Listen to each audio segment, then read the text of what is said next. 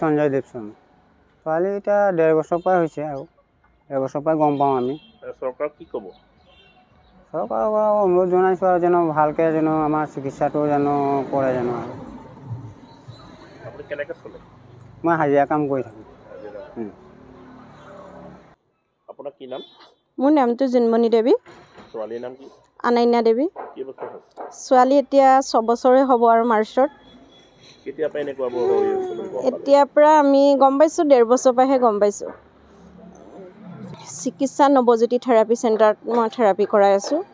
1.5 বছৰৰ পৰাই কি ক'ব চৰকাৰক আজিলৈকে যিহেতু সা সুবিধা একো পোৱা নাই নেকি চৰকাৰক কি ক'মনো চৰকাৰে আমাক একো এটা দিয়া নাই গম নাপাওঁ বাৰু এতিয়া এনেকুৱা হৈছে আমাক কিবা এটা সুবিধা কৰি দিলে ভাল হয়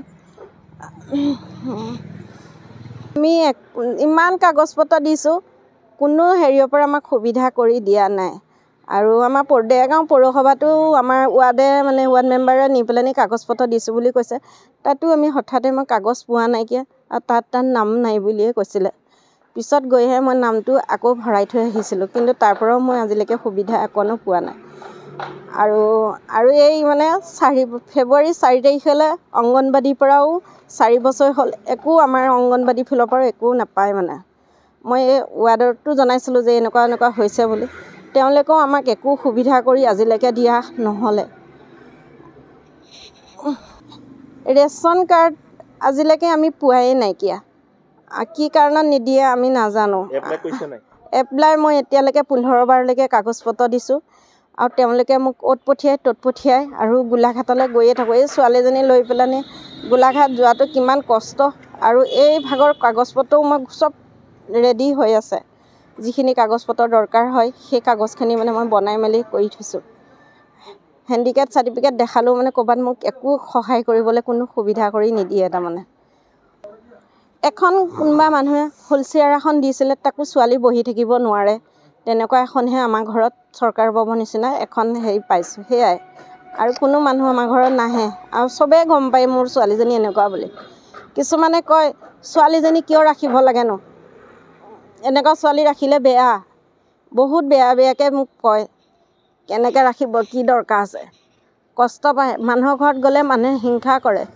বেয়া পায় এনেকুৱা ল'ৰা ছোৱালী লৈ আহিলে মানুহে কয় বোলে এই বেমাৰী ছোৱালীজনীলৈ কিয় আহিছা বোলে তেনেকৈও কয় কিছুমানে মইতো লৈ যাবই লাগিব ক'ৰবাত গ'লে মই নিনিলে কোনে নিব কওকচোন